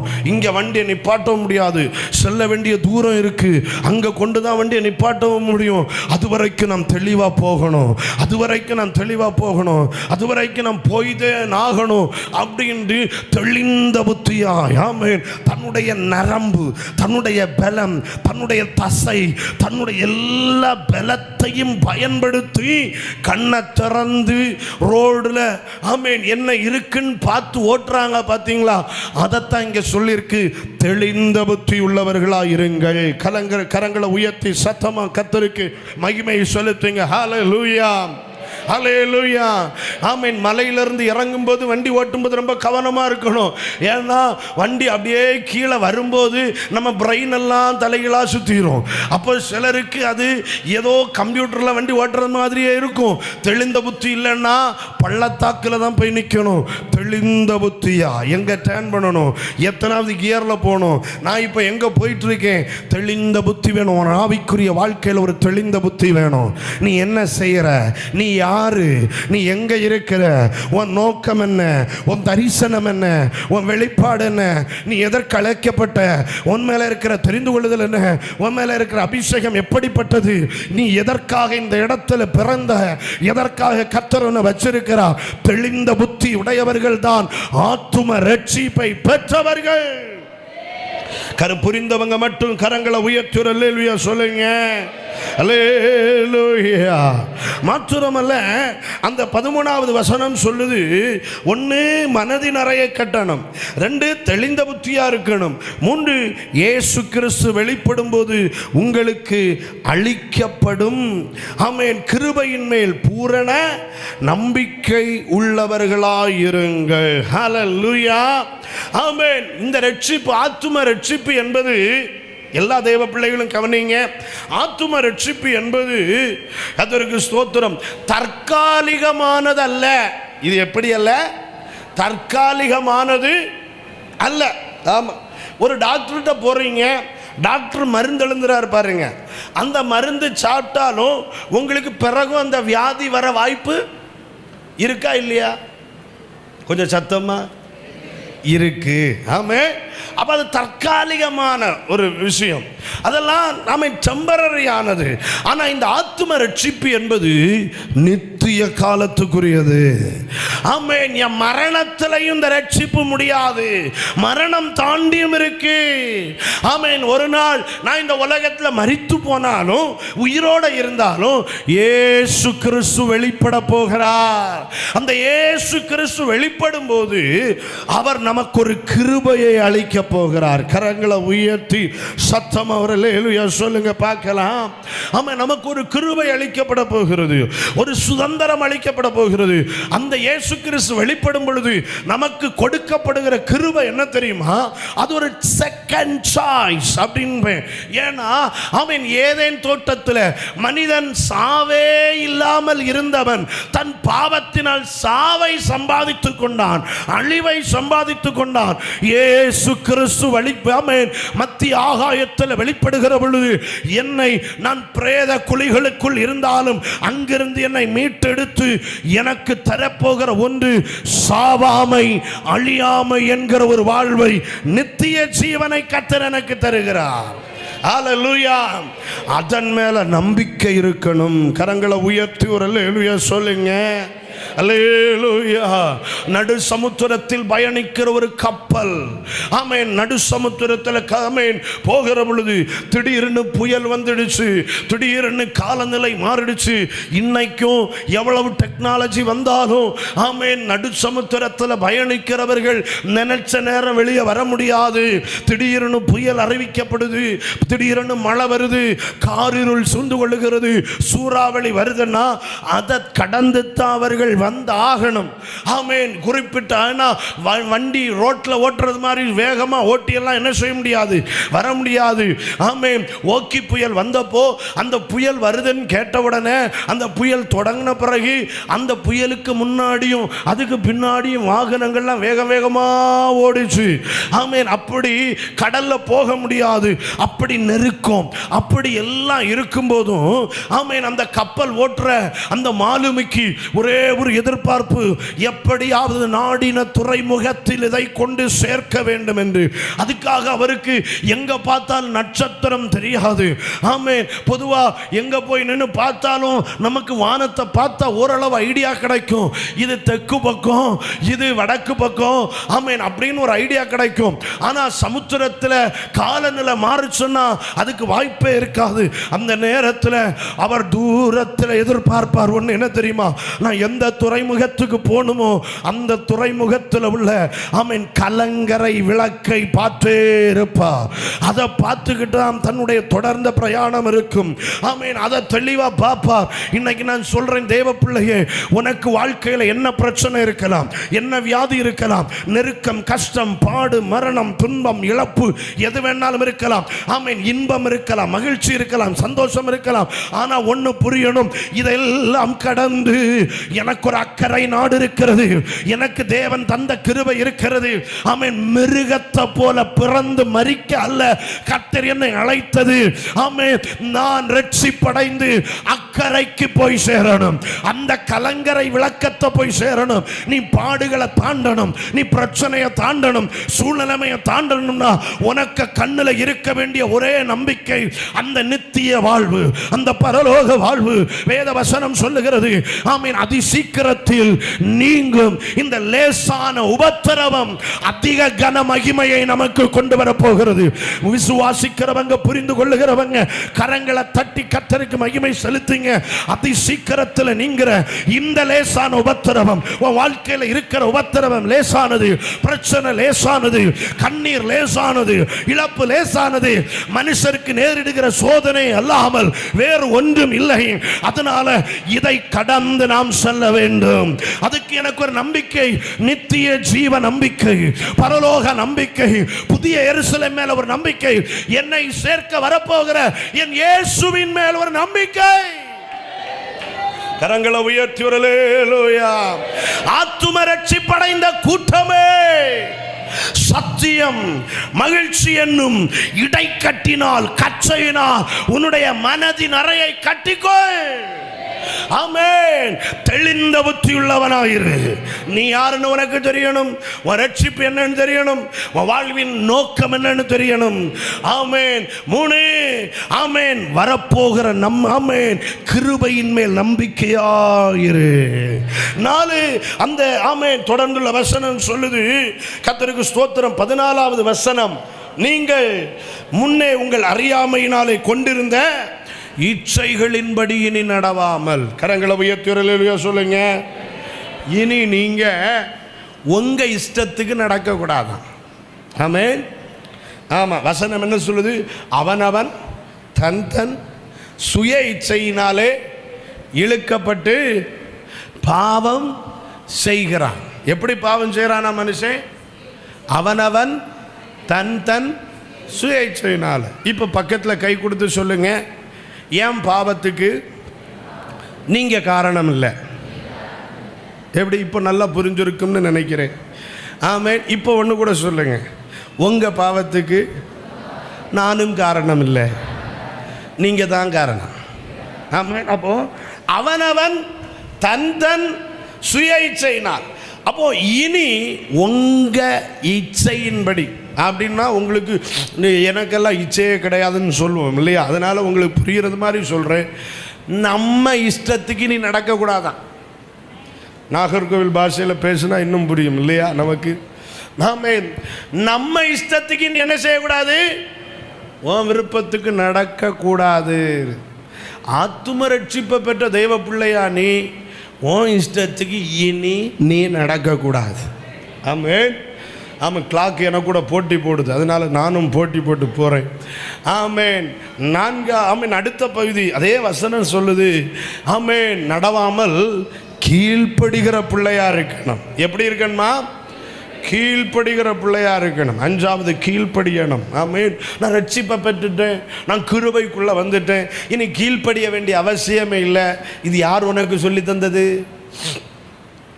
இனிதான் நீ கீழ்ப்படியணும். எபிரேயருக்கு எழுதின நிருபம் எழுதப்பட்ட காரணமே என்ன தெரியுமா? கீழ்ப்படியாட்டா எவ்வளவு பெரிய பிரச்சனை வரும்னு சொல்றதுக்கு தான் எபிரேயருக்கு எழுதின நிருபம் முழுவதும். எப்படின்னு கேட்குறீங்களா? ஆண்டவர் அது தொடங்கும் போதே பார்க்கணும். தீர்க்கதரிசிகளை கொண்டு வகை வகையாகவும் பங்கு பங்காகவும் திருவிழம் பற்றினார். இந்த கடைசி காலத்தில் தம்முடைய குமாரனாகி இயேசுவின் மூலமாய் திருவிழம் பற்றினார் அப்படின்னு சொல்லிட்டு, ஆமென், 2வது அதிகாரத்தில் வரும்போது சொல்லுவார், ஆமென், தூதர்களை கொண்டு சொன்ன வார்த்தைக்கு கீழ்ப்படியாதவர்களுக்கே ஆக்கினை தீர்ப்பு இருக்குன்னா, தம் குமாரனை கொண்டு உரைக்கப்பட்ட வார்த்தைகளின்படி செய்யாமல் போகிறவர்களுக்கு எவ்வளவு பெரிய தண்டனை வரும். அதை சொல்லிட்டு தான் சொல்றாரு, இவ்வளவு பெரிய ரட்சிப்பை, இவ்வளவு பெரிதான ரட்சிப்பை குறித்து கவலையற்றிருப்பீர்களானால் நீங்கள் எப்படி தண்டனைக்கு தப்பித்துக் கொள்ளுவீங்க அப்படின்னு சொல்லிட்டு, ஆமென், பிரதான ஆசாரியன் சொன்ன வார்த்தையை கீழ்ப்படியாட்டா தண்டனை வரும்னா, இயேசு தேவகுமாரன் சொன்ன வார்த்தைக்கு தண்டனை வராம இருக்குமா கீழ்ப்படியாட்டா? கரங்களை உயர்த்தி சொல்லுங்க. ஆமா, ஆமென். எபிரேயர் முழுவதும் அப்படித்தான். ஆமென். பிரதான ஆசாரியனுடைய வார்த்தையை கீழ்ப்படியலைன்னா தண்டனை வருது, தூதன் சொன்ன வார்த்தைக்கு கீழ்ப்படியலைன்னா தண்டனை வருது, தீர்க்கதரிசி சொன்ன வார்த்தைக்கு கீழ்ப்படியலைன்னா தண்டனை வருது. ஆமென். கையால் செய்யப்பட்ட கட்டடம் தேவாலயம், தேவாலயத்தில் சொல்லப்படுகிற ஒவ்வொரு வார்த்தைக்கும் கீழ்ப்படியாட்டா தண்டனை வருது. பலி முறைமைகள், ஆமென், பலி முறைமைகளை நீ ஒன்ன தப்பா செய்தா தண்டனை வருது. இப்படிலாம் இருக்கும்போது ரட்சிக்கப்பட்ட தெய்வ பிள்ளையே, தேவகுமாரன் இயேசு கிறிஸ்து சொன்ன வார்த்தையை கீழ்ப்படியாம போனா நீ எப்படி தண்டனைக்கு தப்புவேன்னு வசனம் கேக்குதே. கரங்களை உயர்த்தி நாமே நான் சொல்ல இந்த வார்த்தைகளின்படி, ஆமென், வார்த்தைகளை கேட்டு அதன்படி செய்கிறவனே தன் வீட்டை கற்பாறையின் மேல் அஸ்திவாரம் போட்டு கட்டின மனுஷனுக்கு, புத்தி உள்ள மனுஷனுக்கு ஒப்பா இருப்பான். எவன் ஒருவன் கீழ்ப்படியாய்மையில் இருக்கிறானோ அவனுக்கு வேதம் கொடுக்கிற பெயர் புத்தி இல்லாத மனுஷன். அல்லேலூயா. ஆமா, கீழ்ப்படியணும், கீழ்ப்படியணும். கீழ்ப்படுகிற பிள்ளைகளாய் கடைசி வரைக்கும் இருக்க உங்களுக்கு கர்த்தர் கிருபை தருவாராக. கரங்களை உயர்த்தி சத்தமா ஒரு அல்லேலூயா சொல்லுங்க. ஆமென். அடுத்த வசனம் சொல்லுது, 15வது வசனத்தை வாசிங்க பார்க்கலாம். 1 பேதுரு 1:15. உங்களை அழைத்தவர் பரிசுத்தராய் இருக்கிறது போல உங்கள் நடக்கைகள் எல்லாவற்றிலேயும் பரிசுத்தராய் இருங்கள். ஆமா, எப்படி இருக்கணுமா? பரிசுத்தரா இருக்கணும். ஆமென். வாழ்க்கையில் பரிசுத்தம் வேணும். இன்னைக்கு சிலர்லாம் பிரசங்கம் பண்றாங்க, பரிசுத்தத்தை எல்லாம் கர்த்தர் பார்க்கலையா, பரிசுத்தத்தை என்ன செய்யலையா, பார்க்கலையாம். இல்ல, வசனம் சொல்லுது, உங்களை அழைத்தவர் பரிசுத்தராய் இருக்கிறது போல நீங்களும் உங்கள் நடக்கைகள் எல்லாவற்றிலையும். எதிலெல்லாம் பரிசுத்தம் வேணும்? எல்லாவற்றிலையும் பரிசுத்தம் வேணும். சொல்லுங்க, எதிலெல்லாம் பரிசுத்தம் வேணும்? ஆமா, சம்பாத்தியத்தில் பரிசுத்தம் வேணும், வருமானத்தில் பரிசுத்தம் வேணும், ஆமாம், குடும்பத்தில் பரிசுத்தம் வேண்டும், படிப்புலையும் பரிசுத்தம் வேணும். எதை படிக்கணும் எதை படிக்கக்கூடாதுன்னு கர்த்தர்கிட்ட விசாரிக்கணும். கரங்களை உயர்த்தி ஒரு அல்லேலூயா சொல்லிங்க. அதுக்குன்னு ஆமென், ஸ்கூலுக்கு போயிட்டு நீ கணக்கு நான் படிக்க மாட்டேன்னு சொல்லிடக்கூடாது. ஆண்டவருக்கு சித்தம் இல்லைன்னு அந்த படிப்பை சொல்லலை. நீ ஆமென் வளர்ந்து வருகிற பொழுது நீ எதை தேர்வு செய்யணும்னு கர்த்தர்கிட்ட கேட்கணும். அவருக்கு பிரியம் இல்லாததை நீ தேர்வு செய்தால் அது பரிசுத்த குலைச்சலாக இருக்கும். அல்லேலூயா சொல்லுங்க பார்க்கலாம். தேவனை விட்டு உன்னை தூரம் தள்ளுகிற எந்த விஷயத்துக்கும் உன் வாழ்க்கையில் இடம் இருக்கக்கூடாது. பரிசுத்தம், ஆராதனையில் பரிசுத்தம் இருக்கணும், வஸ்திரம் தரிக்கிறதுல பரிசுத்தம் இருக்கணும், பார்வையில் பரிசுத்தம் இருக்கணும், கேள்வியில் பரிசுத்தம் இருக்கணும், சிந்தனைகளில் பரிசுத்தம் இருக்கணும். நீ தனிமையில் இருக்கிற பொழுது பரிசுத்தத்தில் இருக்கணும், நீ குடும்பமாக இருக்கும்போது பரிசுத்தத்தில் இருக்கணும், உன் நண்பர்களோடு சேர்ந்து இருக்கும் பொழுது பரிசுத்தத்தில் இருக்கணும், வேலை செய்கிற இடத்துல பரிசுத்தமாக இருக்கணும். ஆமென். பரிசுத்தம் இல்லாமல் ஒருவனும் தேவனை தரிசிப்பது இல்லையே. தேவன் விரும்புகிற பரிசுத்தம் உண்டாகட்டும். 17வது வசனத்தை வாசிங்க. அன்றியும் பட்சபாதம் இல்லாமல் அவனவனுடைய கிரியைகளின்படி நியாயம் தீர்க்கிறவரை நீங்கள் பிதாவாக தொழுது கொண்டு வருகிறபடியா இங்கே பரதேசிகளாய் சஞ்சரிக்கும் அளவு பயத்துடனே நடந்து கொள்ளுங்கள். ஆமென் சொல்லுங்க. ஆமா, ஆத்தும ரட்சிப்படைந்த தேவ பிள்ளைகளுக்கு கடைசியா கர்த்தர் சொல்றாரு, பயத்துடன் நடந்து கொள். பக்கத்தில் கை கொடுத்து சொல்லுங்க, தைரியமாக நடக்காதீங்க, பயத்தோட நடங்க. அப்படின்னா இன்னையிலேருந்து நடுங்கிக்கிட்டே நடக்கணும் இல்லையா? அப்படி இல்லை, பயத்துடனே நடக்கணும். அப்படின்னா என்ன தெரியுமா சொல்லியிருக்கு? ஏன் இதை சொல்லியிருக்கு? நானும் நீங்களும் பரதேசிகள். நாம் யாரு? சத்தமாக சொல்லுங்களேன். பக்கத்தில் கை கொடுத்து சொல்லுங்க, நான் ஒரு பரதேசி. யாரு? நான் ஒரு பரதேசி. ஆமாம், நம்ம யாரு? இப்போ அடுத்தவங்க உங்களை சொன்னால் தானே வருத்தவர், நீங்களே சொல்லிட்டீங்கன்னா பிரச்சனை சால்வ். நான் ஒரு, இந்த உலகத்தில் நீங்கள் எத்தனை கோடி கொடுத்து இடம் வாங்கி வீடு போட்டு இருந்தாலும் நீங்கள் ஒரு பரதேசி என்று வேதம் சொல்லுகிறது. பாசு சொல்லிட்டாருன்னு சொல்லுவீங்க. அதனால பைபிள் என்ன சொல்லுது? நானும் நீங்களும் யாரு? பரதேசி. ஒரு பரதேசி பரதேசியா இருக்கிற இடத்துல தைரியமா இருப்பானா, பயந்து பயந்து வாழ்வானா? ஹலோ சொல்லுங்க. இதை இன்னும் தெளிவா புரிய வைக்கிறேன். வெளிநாட்டுக்கு வேலைக்கு போறோம். ஆமென். நிறைய பேர் இருக்கிறீங்க, வெளிநாடெல்லாம் முடிச்சுட்டு வந்து வெளிநாட்டுக்கு வேலைக்கு போறோம். அங்க போயிட்டு என்னத்தான் விசா, என்னத்தான் பெர்மிட் எல்லாம் இருந்தாலும் ஒவ்வொரு நாளும் எப்படி தான் கழிக்கணும்? பயந்து பயந்து இருப்போமா, தைரியமா இருப்போமா? டூரிஸ்ட் விசா எடுத்து போனாலே பயம் வருது. ஆமென். இனி அங்க போய் வேலை செய்ய போனா எவ்வளவு பயம் ஒவ்வொரு நாளும். ஏன்னா அவன் என்ன சொன்னாலும் அதை கேட்டுதான். பரதேசிகள். இந்த உலகத்தில் நாம பரதேசிகளா இருக்கிறோம். சரி, வெளிநாட்டுக்கு போறது 1-2 பேருக்கு தான் புரியும். வெளியூருக்கு போறீங்க, ஒரு கல்யாண வீட்டுக்கு போயிட்டு ஒரு ஹோட்டல் வாடகைக்கு எடுத்து அங்க தங்குறீங்க. 1 நைட் 2 நாள் இரவு தங்குறீங்க. அந்த தங்குற அறையில் உங்க இஷ்டம் போல வாழ முடியுமா? பயந்து பயந்து தான் இருக்கணும். எதுவும் டேமேஜ் ஆயிடக்கூடாது. நான் அதிகமாக ஹோட்டல் ரூம்ஸில் தங்குற ஆள். ஆமீன். கூப்பிட்ற எல்லா இடத்துலையும் ஒரு லாட்ஜை புக் பண்ணிட்டு போயிடுவாங்க. ஆமேன். அங்கே உள்ள எல்லாமே வச்சுருப்பாங்க. டீ போடுறதுக்கு இருக்கும், காஃபி போடுறதுக்கு இருக்கும். ஆமேன். என்னெல்லாம் உண்டோ எல்லாம் இருக்கும். ஆனால் பயத்தோடு இருக்கணும். இதை தொட்டா எனக்கு ஃப்ரீ மாதிரி தெரியும், ஆனால் பில் கட்டுறவங்க தீந்தாங்க. ஆமேன். சில லாட்ஜிலலாம் விதவிதமாக பிஸ்கட்லாம் அடுக்கி வச்சுருப்பாங்க, விதவிதமாக ஸ்நாக்ஸ் எல்லாம் அடுக்கி வச்சுருப்பாங்க. அது பார்த்த உடனே சும்மா இருந்தாலும் பார்க்கும்போதே டெம்டேஷன் என்ன செய்யும்? வரும். ஆனால் உனக்கு தெரியணும், ஆமாம் இது நம்ம வீடு இல்லை, இது அடுத்தவன் சொத்தாகும். எதை செய்தாலும் அதுக்கு கிரயம் செலுத்தி ஆகணும். அதனால் இங்கே இருக்கிறது வரைக்கும் உன் நாக்கு அடக்கி வச்சுட்டு, உன் கையை அடக்கி வச்சுட்டு, உன் காலை அடக்கி வச்சுட்டு, ஆமேன், உன்னையே அடக்கி வச்சுட்டு பேசாமல், ஆமேன், எப்போ வெளியே போனோமோ என்ன செய்திடணும்? இது அப்படிப்பட்ட ஒரு லாட்ஜ். இந்த பூமி அப்படிப்பட்ட ஒரு, நீ என்ன ஃபாஸ்டிங் பண்ணாலும் இங்கே பர்மனண்டாக இருக்க முடியாது. கொஞ்ச நாள் நீ எவ்வளவு பரிசுத்தவானா இருந்தாலும், ஒருவேளை எசேக்கியா ராஜாவை பார்த்து சொன்னார், நீ மரித்து போக போற. இல்லப்பா நான் பரிசுத்தன். சரி, ஒரு 15 வருஷத்தை என்ன செய்துக்க, கூடி போனால் 15 வருஷம் எக்ஸ்ட்ரா கிடைக்கும். ஆனாலும் அதுக்கும் பில்லு செலுத்தி ஆகணும். அதுக்கும் நீ என்ன கட்டணும்? ஒழுங்கு மரியாதையாக போக வேண்டிய நேரத்தில் போகணும். அதுக்கு முன்னால் பயபக்தியாக வாழணும். ஆமேன். அடுத்த லாட்ஜில் போய், இனி அடுத்த லாட்ஜை விட்டுருங்க, எங்களுக்கெல்லாம் லாட்ஜே போனதில்லை பாஸ்டர். வரேன். உங்கள் சித்தப்பா பெரியப்பா வீட்டுக்கு போகிறீங்களா? ஹலோ, விருந்து வீட்டில் போய் தங்கி நிற்கிறீங்களா? அங்கே போயிட்டு, ஆமேன், மானம் ரோஷம் உள்ளவங்க, நான் அவங்கள பற்றி பேசுகிறேன். மானமும் ரோஷமும் மேனஸும் உள்ளவங்க பயந்து நடப்பாங்க. ஆமாம், தேவையில்லாமல் ஒன்லையும் போய் என்ன செய்யக்கூடாது? கையை வைக்கக்கூடாது, எதையும் செய்யக்கூடாது. ஆமேன். விருந்துக்கு போனாலும் அதிகபட்சம் ஆமேன் ஹால் வரைக்கும் நான் என்ன செய்யலாம்? போகலாம். அவங்க ராத்திரி தந்த ரூமுக்கு போகலாம். அவங்க ரூமுக்குள்ளே நான் என்ன செய்ய முடியாது? மானமும் ரோஷமும் இருந்தா. ஆமேன். ஒரு அல்லேலூயா சொல்லுங்க பார்க்கலாம். ஆமேன். அப்படி தங்க வச்ச ரூம்ல பீரோ எல்லாம் திறந்து பார்க்க கூடாது. அது ஆமேன், மானம் ரோஷம் மேனஸ் இருந்தா ஆமேன் பயமா இருக்கும் நடக்கிறதுக்கு. ஐயோ, நான் இங்கே இருக்கும்போது இந்த ஃபேன் ரிப்பேர் ஆகக்கூடாது அப்படிலாம் நான் நினைச்சிருக்கேன். ஆமாம், இங்கே இருக்கும்போது ஃபேன் ரிப்பேர் ஆனாலும் அந்த பழி யாருக்குன்னா? ஆண்டவரே, இந்த லைட் ஃபீஸ் ஆயிடக்கூடாது. பயம் வருதா இல்லையா?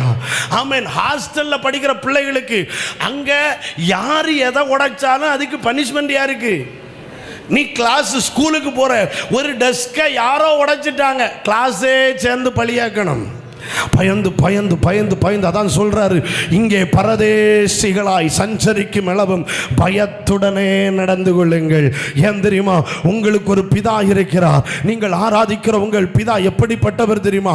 பட்சபாதம் இல்லாமல் அவனவனுடைய கிரியைகளின்படி நியாயம் தீர்க்கிறவர் அவர். வேதம் சொல்லி தருகிறது, இதோ நான் சீக்கிரமாய் வருகிறேன், அவனவனுடைய கிரியைகளுக்கு நான் அளிக்கும் பலன் என்னோடு கூட வருகிறது. ஆக ஆகவே பரிசுத்தமாய் இருக்கிறவன் இன்னும் பரிசுத்தமாய் இருக்கட்டும், நீதி செய்கிறவன் இன்னும் நீதி செய்யட்டும், அநீதி செய்கிறவன் இன்னும் அநீதி செய்யட்டும். நானும் நீங்களும் அநீதி செய்கிறவர்கள் அல்ல, அசுத்தத்தை நடப்பிக்கிறவர்கள் அல்ல. ஆத்தும ரட்சிப்பை பெற்ற தெய்வ பிள்ளையே, நீ செய்ய வேண்டியது இன்னதென்று வேதம் சொல்லி தருகிறது. நீ ஆமென் ஸ்தோத்திரம் மனதின் அறையை கட்டிக்கொள்ள வேண்டும். ஹல்லேலூயா. எல்லாரும் தேவ சமூகத்தில் முழங்கால் படி நிற்கலாம். நாம் ஜெபிக்க போகிறோம்.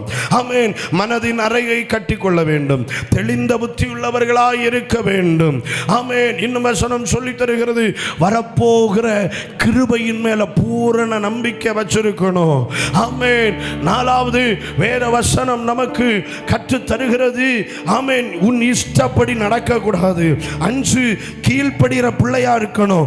6 எல்லாவற்றிலையும் பரிசுத்தம் வேணும். 7 பயத்தோட நடக்கணும். வேலைக்கு போற இடத்துல பயமா நடக்கணும். ஆமென். கர்த்தர் சொல்றார், படிக்க போற இடத்துல பயந்து பயந்து நடக்கணும். ஆமென். இந்த உலகம் நமக்கு சொந்தமல்ல, இந்த உலகம் நமக்கு நிலை அல்ல, இந்த உலகம் நமக்கு ஆமென் பாத்திரம் அல்ல, இந்த உலகம் நமக்கு மேன்மை அல்ல.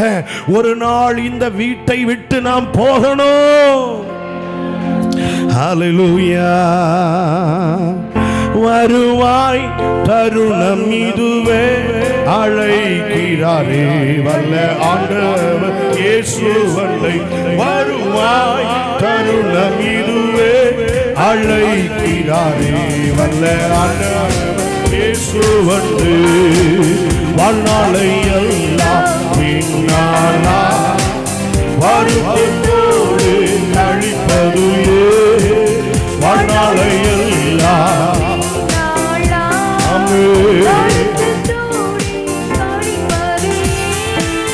வந்தவர் பாதம் வாழ்வித்து உன்னை சேர்த்துக்கொள்வார். வருவாய் தருணம் இதுவே, அழைக்கிறாரே வல்ல ஆண்டவர் இயேசு. கட்டின வீடும் நிலம் பொருளும் கண்டிடும் உறவினரோ, கட்டின வீடும் நிலம் பொருளும் கண்டிடும் உறவினரோ, குடுவின் ஆவி போனா கூட உன்னோடு வருவதில்லை. வருவாய் தருணம் இதுவே, அழைக்கிறாரே வல்ல ஆண்டவர் இயேசு வல்ல. அழகும் மாயை நிலைத்திடாதே, அதை நம்பாதே மயக்கிடுமே. அழகும் மாயை நிலைத்திடாதே, அதை நம்பாதே. ஓ மரணம் ஓர் நாள் சந்திக்குமே, மறவாதே உன்னாண்டவரை. வருவாய் தருணம் இதுவே, அழைக்கிறாரே வல்ல ஆண்டவர். வருவாய் தருணம் இதுவே, ஓஹோ வல்ல ஆண்டவர். வானத்தின் கீழே பூமி மேலே வானவர் இயேசு. வானத்தின் கீழே பூமி மேலே வானவர் இயேசு. நாமல்லாம் ரட்சிப்பாடாய வழி இல்லையே, ரட்சகர் இயேசு வழியவரே. வருவாய் தருணம் இதுவே, அழைக்கிறாரே வல்ல ஆண்டவர். அந்த வருகை நாளை எதிர்பார்த்து நல்ல கரங்களை தட்டி அந்த நம்பிக்கை உடைய தேவ பிள்ளைகள், ஆத்தும ரட்சிப்பை சுதந்தரித்துக் கொண்டவர்கள் மனமகிழ்ச்சியோடு இருதயம் திறந்து கர்த்தரை மகிமைப்படுத்தி அந்த கிருபைகளை பெற்றுக்கொண்டு வரங்களை பெற்றுக்கொண்டு அபிஷேகத்தை பெற்றுக்கொண்டு இனி உள்ள ஒவ்வொரு நிமிடமும் பயத்தோடு நடக்க கர்த்தர் கிருபை கிருபை கிருபை, ஓ தேவ கிருபை கிருபை கிருபை தாராளமாய் பொழிந்தருளப்படுகிறது. Yes, Jesus name,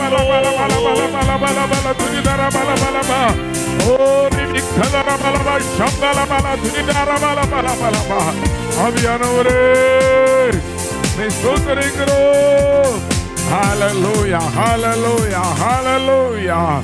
சர்வ வல்லமுள்ள ஆண்டவரே, இந்த நல்ல பகல் வேளைக்காகவே ஸ்தோத்திரிக்கின்றோம். தேவரே, உம்முடைய திருப்பாதத்தில் வந்த நேரம் முதல் இதுவரையிலும் உம்முடைய கிருபையானது எங்களை தாங்கினதுக்காகவே ஸ்தோத்திரிக்கின்றோம்.